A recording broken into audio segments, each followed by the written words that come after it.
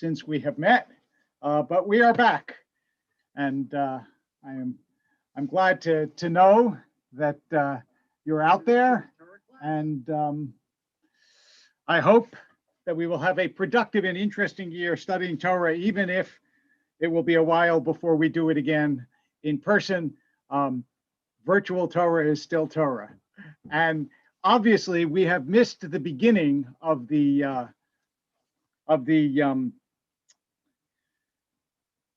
Torah story, and the first two parshiot I want to run through just very quickly, and also talk about how we conduct the class, what we do, and what you need for it. So first of all, the edition I use is this one, the JPS Tanakh, which has the entire Bible in it. That is the 5 books of the Torah, the Nevi'im, the prophets, and the Ketuvim, the writings like Job, Daniel, the Megillot, Esther, so on, because we sometimes make reference to other parts of the Tanakh. So I recommend this one, but anyone you use is fine. And I hope that you will be enriched by the somewhat different translations. You don't need any Hebrew to follow this class, although I will sometimes quote things in Hebrew. I will always translate them. And also, we make the format of the class as a rule. I will take 1 or 2 passages from that week's, what we're reading in the synagogue that week, the parsha that week, and explore them in depth. I'm not going to so much do that today. We'll start that next week.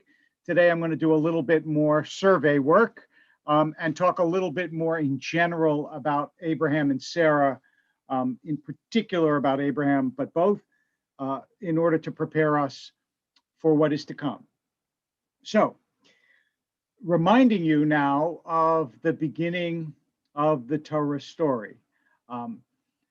At the outset of the Torah, the most important character is assumed, by which I mean, no one says in the Torah, by the way, this is God, I'd like you to meet God. God has this kind of characteristic.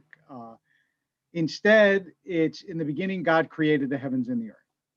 Now, one of the things that you will notice about that beginning, Bereshit bara Elokim et hashamayim ve'et haaretz, is the voice of the narrator is not a first-person voice. That is, it sounds like someone is describing what God did, not as though God is describing God's self. This will go to the question, which we will come back to probably on and off in the course of the year, about authorship of the Torah, how it was put together, the time span over which it was created, and so forth. But we're not going to dive right into that right now. We will save that for future classes and future verses in which such a question would arise.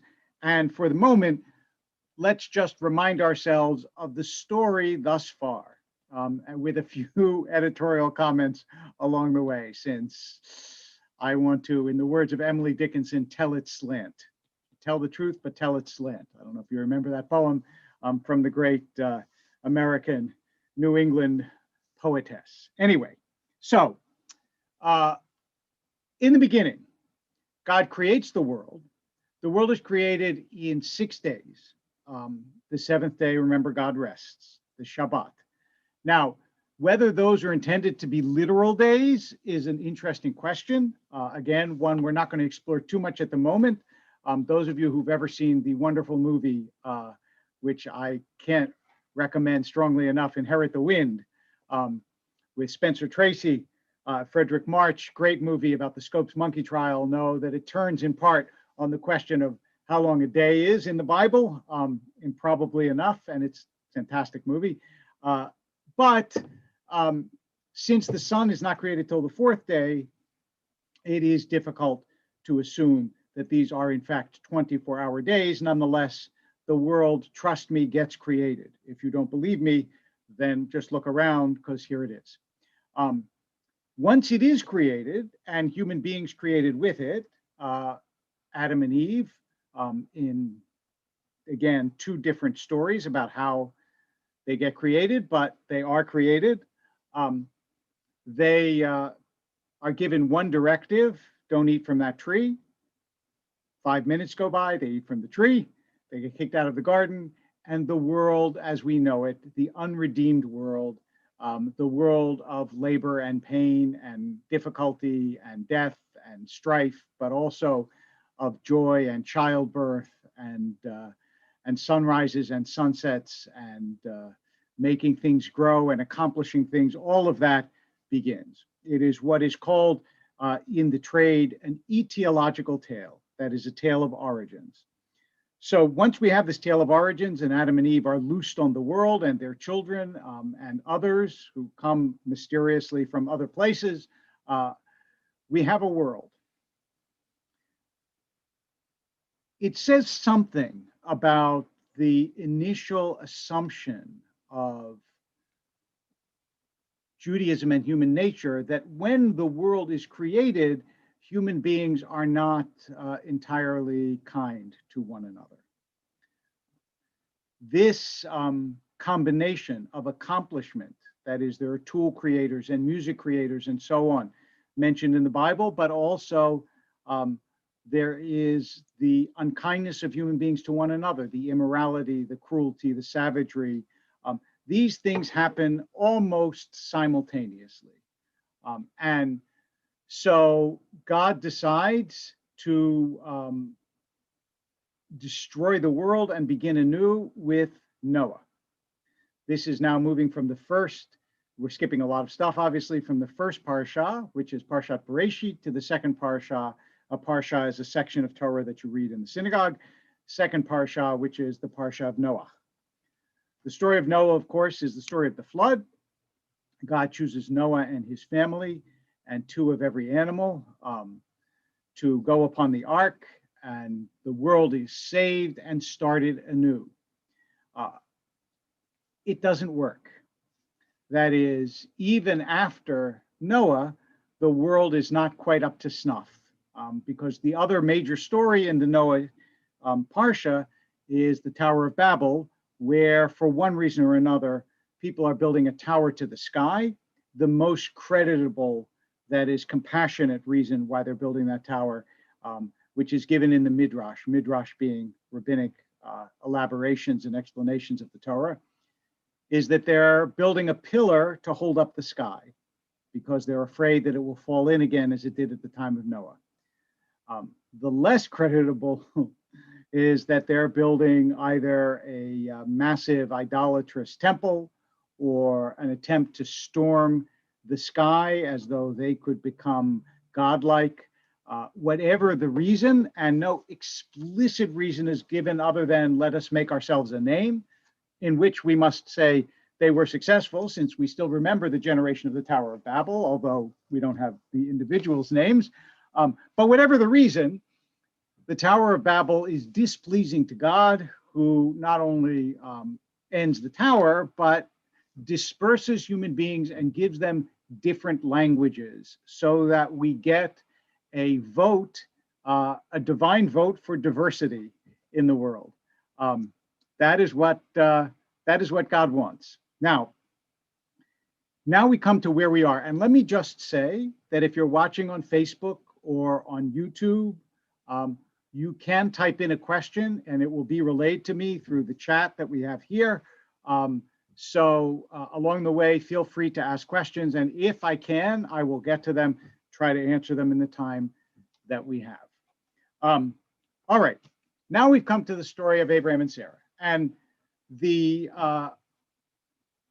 Abraham and Sarah story is an attempt by God to say, look, I tried recreating the world with Noah. I tried diversifying the world with the Tower of Babel. And I can't seem to get the type of human behavior that I want from these creatures that I have created. This inevitably raises the question of why God created creatures that don't seem to be up to snuff, but nonetheless, that is the reality. And you get the sense, if we may speak of God in human terms here, that God is disappointed with the nature of creation and therefore hits upon a new strategy. The third strategy, after creation, recreation, and recreation and diversity, the third strategy, or the fourth, depending on how you count, I suppose, is that God is going to pick a representative people. Abraham and Sarah will create this nation. We will train this nation. They will model for others how to behave, and things, God willing, in this context, will work.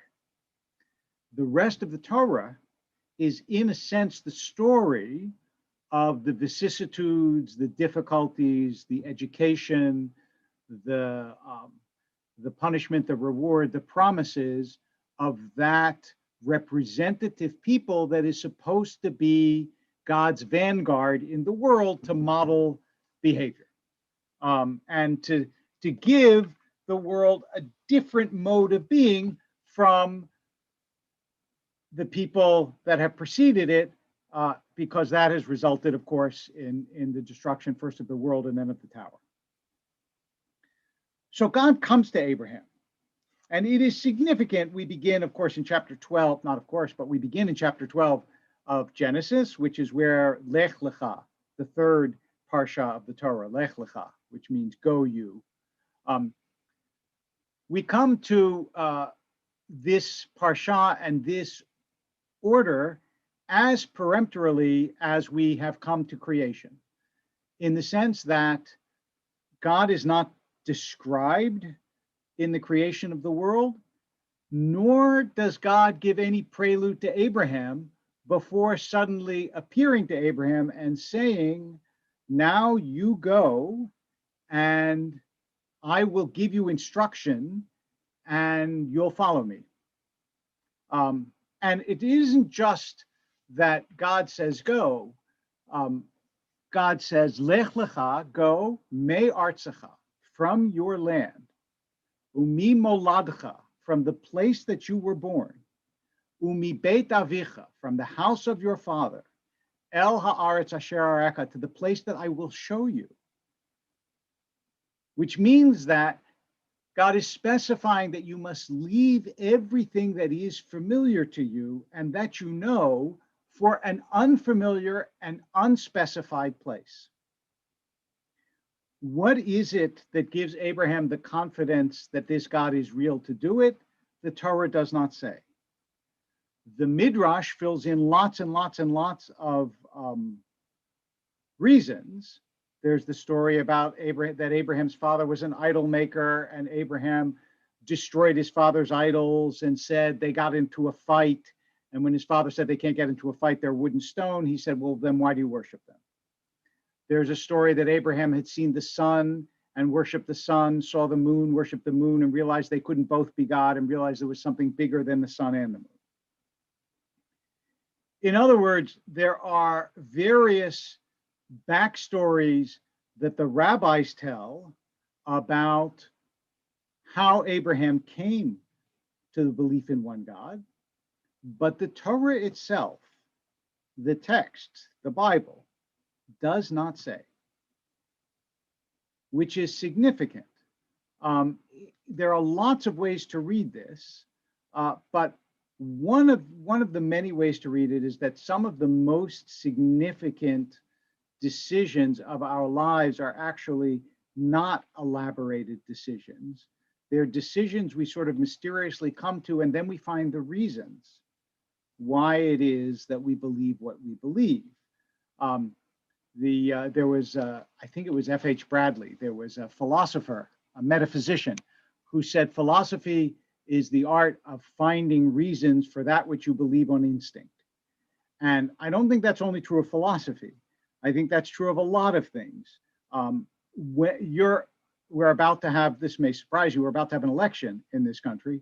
And while I don't at all want this class to be political, I will tell you that there is a sense in which people come by their disposition and by their instinct to the political positions that they come to. And then when you ask them about it, you see almost the process of developing the reasons from the ideas that they have already come to on instinct.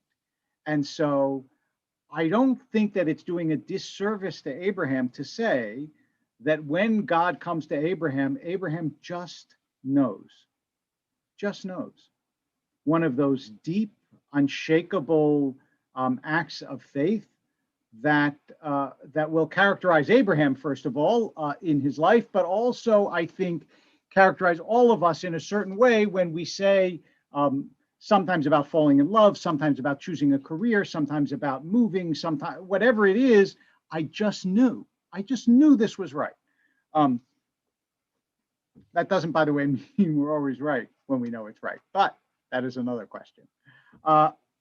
Anyway, God comes to Abraham and says, you go.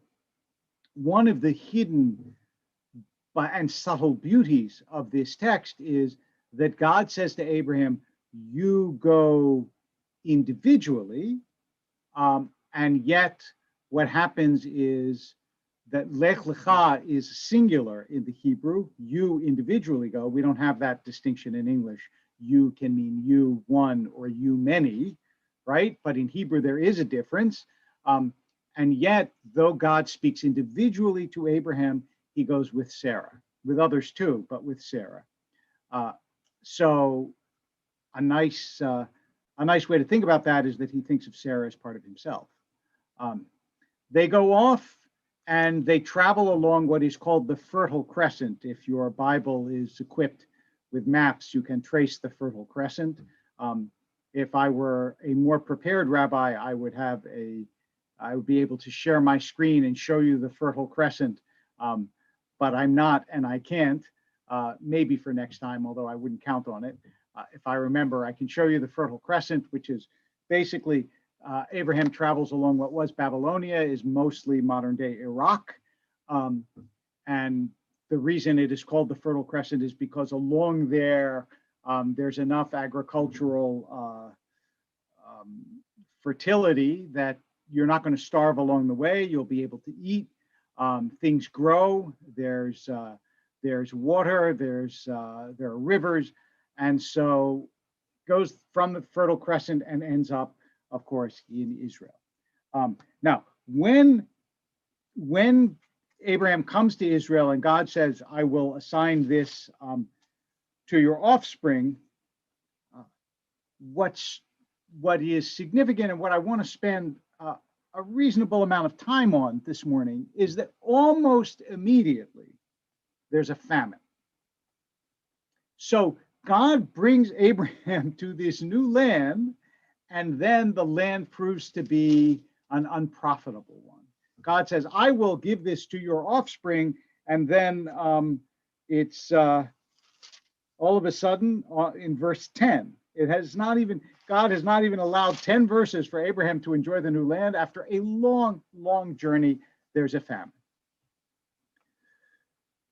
There is a rabbinic principle, Ma'aseh Avot Siman Lebanim. The doings of the fathers, or the ancestors better, not just fathers, but the ancestors, are a signpost or presage what will happen to the children. And this is a clear instance of that. A famine in Israel motivating Abraham to go to Egypt should remind all biblical readers of future stories. Not only the story clearly of Abraham going back there, because it happens again, but also, and most powerfully, the story of how Israel later on as a people will get to Egypt. Because remember, at the end of the book of Genesis, Joseph is sold into slavery, becomes the viceroy to Pharaoh in Egypt, eventually. And his brothers, Joseph's brothers, come from Israel to Egypt because there is a famine in Israel. And so they are, in a sense, reenacting that which has happened at the very beginning. And because Abraham is the father, Abraham is the one who instructs. And I'm not going to say more about this, this Shabbat sermon in 2 days. You can also watch that sermon on YouTube and Facebook and so on, but it's going to be about Abraham and instruction. I will just leave it at that. But because Abraham is the one who presages this, so you understand that the Torah is built very often on patterning, not only in the language, and there are also specific phrases that will recur later that tell you that this is a pattern, but emptiness and fullness, famine and plenty.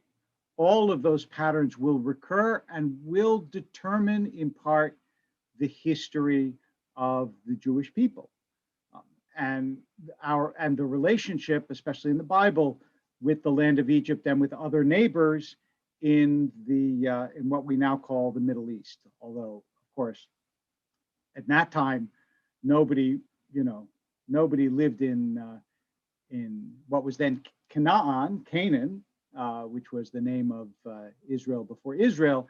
No one lived in Canaan and said, "Oh, it's nice to live in the Middle East." Such geographical distinctions about what is east and what is west and what is north and what is south were entirely dependent on who the first map makers were, right? There is no objective north or south in the world, except as we decide one is up and one is down and one is east and one is west. Your orientation, of course, depends on where you stand. And if you are making a map of the world from Venus, you wouldn't say the North Pole was the North Pole. Anyway, but that's the map makers lived as you might. The first map makers lived as you might expect in the most influential ones in Western Europe, and they created the antipodes, as far as I understand it. But if anybody has more map making expertise, send it along. So Abraham, to get back to the Torah, is in Egypt and worries that his wife will be taken by Pharaoh. So says that she is his sister, escapes nonetheless with Pharaoh, and Pharaoh actually reprimanding him, saying, "Why did you say she was your sister if she was in fact your wife?" And the answer is, of course, that Abraham was afraid because he had no power, and Pharaoh could do what he wanted. And as we know, in the ancient world, as in the modern world, it is not uncommon for those who have this kind of dictatorial power, kings, dictators, so on, to basically do what they want. And on lower level power in other places as well, in organizations, in political structures, power gives greater latitude to action, and Abraham was afraid of that. And this remains, to this day, of course, a dilemma, a human dilemma that Lord Acton pithily summarized for all time. He said, power tends to corrupt, and absolute power tends to corrupt absolutely. Some people forget the tends to, but it's in there if you look up the original writings. And that is certainly true, that there is a corrupting influence to being able to do what you want and not having restraints. That's true of every kind of power, of wealth, of authority. And because in a king or a pharaoh, all of that is concentrated in one person, Abraham was fairly justified in being afraid. But of course, what Abraham doesn't yet know, because Abraham and God are still just getting to know one another, so to speak, is that he will be protected not from misfortune, but from ultimate misfortune that would upend the mission that God has for him, which is to become a great people. And so he is together with his nephew Lot, and they do well in business, which means with cattle and so on. And they divide the land, Abraham generously giving to Lot the better part of the land. And so what is it that we know about this person that God has chosen? Because another characteristic of the Bible that is interesting and to some extent unusual in literature is that someone is chosen and then you find out why. God comes to Moses. We don't really know why God chooses Moses. Moses justifies the choice in time, but we don't know why until we see Moses's life unfold. And the same thing is true of Abraham, actually, before Moses. That is, God comes to Abraham. We don't know why is it that God would choose this guy. What special qualities does Abraham have? Noah, we are told what his qualities are. Noah is righteous in his generation. But Abraham, we don't know until we see it in action. And here, what we have seen already is Abraham seeks to protect Sarah, although he does it in a way that is ethically sketchy, but maybe the only practical way in which he could do it. I don't know how else he could do it. And when Lot and Abraham have a dispute over land and holdings, Abraham says to him, basically, take whatever you want. We'll divide it half and half. You take the better half. That's fine. Which means that he has a certain generosity of spirit and a disinclination to fight over materialistic things, which we would expect because this is someone that God has obviously chosen for spirit, not because he can make a good living as a farmer. However, just to round out the picture of Abraham's character, the very next chapter, there is a war of different kings and Lot is captured and Abraham goes to war to rescue him. So there is also the courage, the physical courage that Abraham demonstrates that is going to be a parallel to his moral courage that we will see when we come to the story later on of Sodom. Now, all of this operates on a sort of world historical platform. The wars, the dividing up of lands, the choosing of Abraham, even the international drama of Abraham going into Egypt and negotiating with Pharaoh to make sure that his wife is protected, if it can be called a negotiation. But what makes the book of Genesis so peculiarly and I think eternally riveting to readers of the Bible in a way that almost no other book in the Bible is, almost no other book, I don't want to overstate that, is that it is again and again and again the story of family. And in this sense, and it is true, family is the building block of nation and therefore of world, and family is inescapable. Everyone has family, even if they don't have family. That is, there are families that you've lost, families that you haven't known, families that you're with, families that you wish you had, but the concept of family, of primal connections, of closest connections, that is the stuff of which the drama of life and ultimately the building blocks of life are built. Just watch Succession. I hope they're making another season. It's all family, right? And And actually, the Torah starts with family. It starts with Adam and Eve, who are a family. And then, as soon as they leave Eden, the first thing they do is have a child. And so, this drama of family is in microcosm what in slightly larger, now I don't even want to say macrocosm, God is doing with the world. That is, God is saying, I'm going to give a particular family, that is the Jewish people, since we are a familial people. Judaism is not the kind of tradition that is based entirely on belief. It's not like, oh, I believe Jewish, so I'm Jewish. It is a familial connection as well.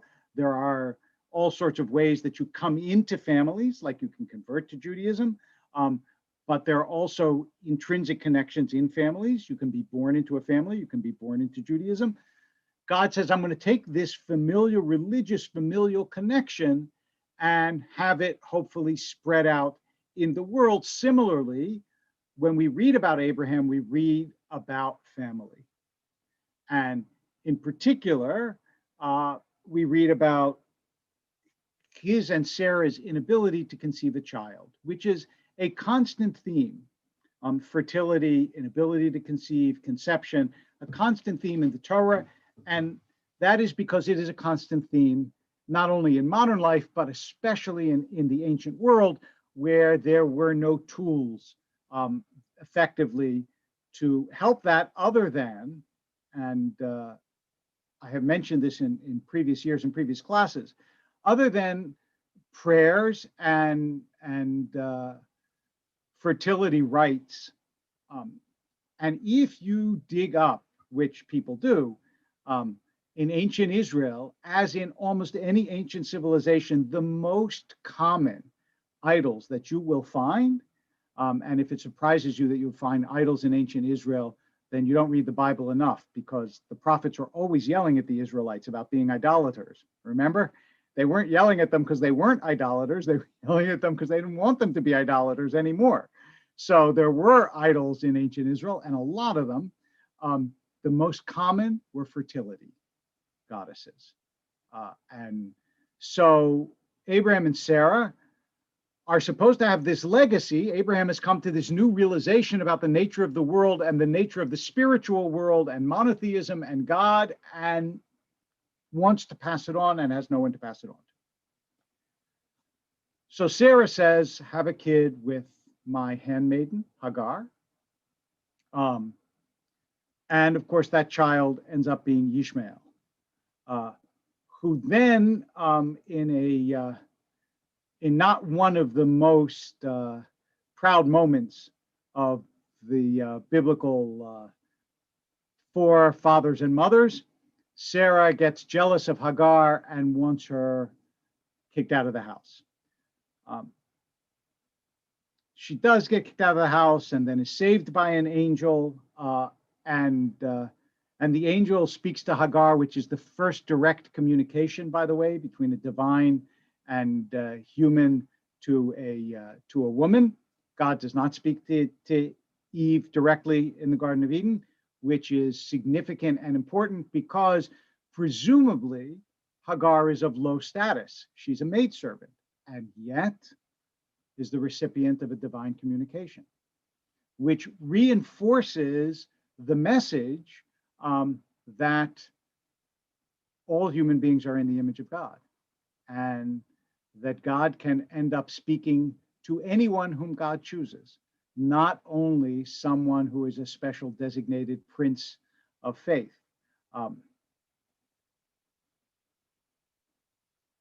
Anyway, this kind of domestic drama, this kind of fighting among people, this ambivalence that Sarah wants something and then discovers that it turns out to be something that she can't stand.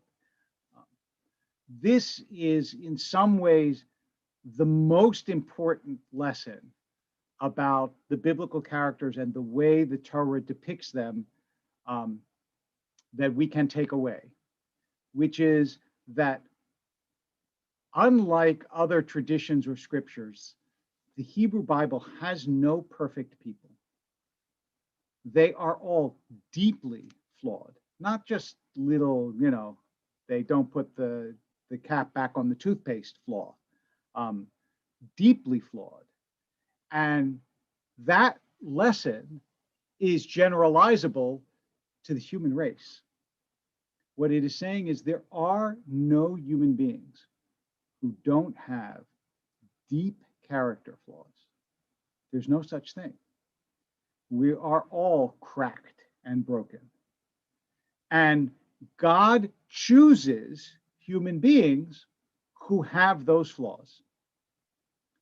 In fact, there is a beautiful comment in the Midrash that when a person serves broken plates and vessels, it's an embarrassment, but God only works with broken vessels.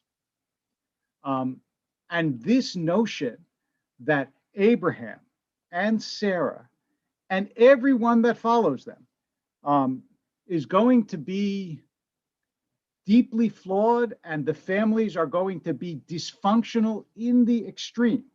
I mean, there aren't any really, if functional means perfectly working families, there aren't any in the Bible, right? Don't forget, the very first pair of brothers are Cain and Abel. So that already tells you that the Bible is not proposing the family as a perfect, unsullied, unbroken, unflawed unit, but rather as composed of human beings who have deep difficulties and divisions inside of them. This starts right at the beginning with Abraham and Sarah.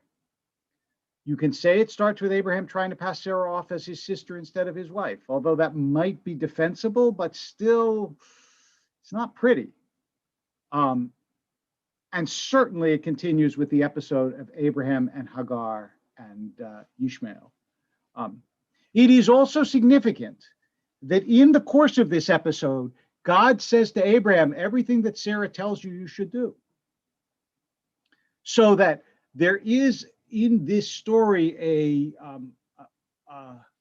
chizuk, an encouragement, strengthening of the woman's voice that is very powerful. Not just that you should do everything that Sarah says, but also that there is a divine revelation to Hagar.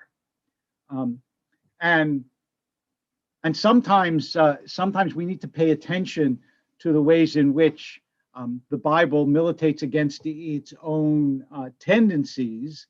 That is, there are correctives in the Torah, even for things in the Torah that we find difficult.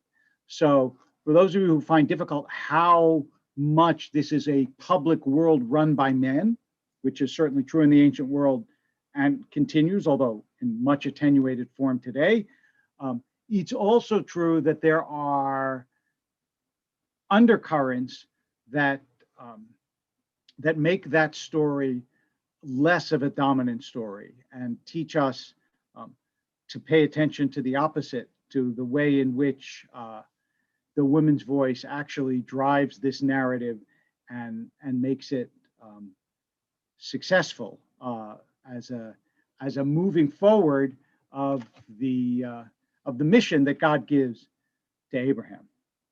Well, anyway, look, I know that that there's a lot in this that we still have to cover. I just want to make a couple more comments, and then starting next week, we will talk about some of the most interesting and difficult passages in the Torah, including the Akedah, which is what we may concentrate on next week, the binding of Isaac. Even though so far Isaac hasn't been born, but he will be, trust me. I predict Isaac will be born. I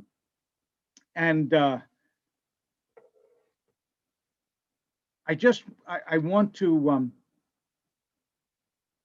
finish off by talking about the overall sort of gestalt, the picture that we are given so far in the Torah, is that this mission that Abraham is given is a mission that has several dimensions, all of which in some ways are equally important. The first is that Abraham has to create a family, because if you don't have a critical mass of people, you can't bring a message to the world, right? Margaret Mead has that beautiful saying that don't think that a small group of committed people can't change the world. In fact, it's the only thing that ever has. It's a lovely sentiment and certainly true of the Jewish people. But you have to have a small group nonetheless. And so there is the domestic family drama of how are we going to get a family sufficiently large to carry out the mission with which we are entrusted. That's one. Then there is two, what is the nature of the mission? And there it's twofold. One part of the mission is to spread the word that there is a God, and as will gradually develop, that God is the greatest or the only God. Different people will take it differently as we move along. But it eventually becomes, of course, the only God, monotheism, the idea of one God. The second part of that mission will be that God requires certain conduct of human beings, not just towards that God, but towards each other. That how people treat each other is of ultimate concern to the God that created them. That is not actually how gods generally worked in the ancient world. What they really cared about was how you treated God, not how you treated one another. But this is going to be a crucial distinction that's going to make the Abrahamic faiths different, and the Torah different from that which has preceded it, and some of that which follows it, since a lot of Greek and Roman mythology and other mythology follow the Torah. And so all of this is going to be a prelude for the birth of Isaac, and then the Akedah, the binding of Isaac. It's sometimes referred to as the sacrifice of Isaac, but since Isaac isn't sacrificed, call it the Akedah, which we'll talk about more next week. And that's going to be Abraham's mission. And this was unknown to Abraham when God first comes to him at the beginning of chapter 12 of Genesis and says, go.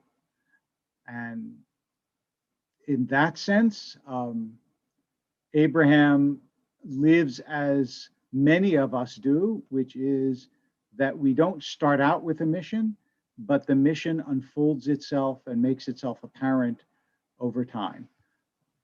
So for now, we will leave it there.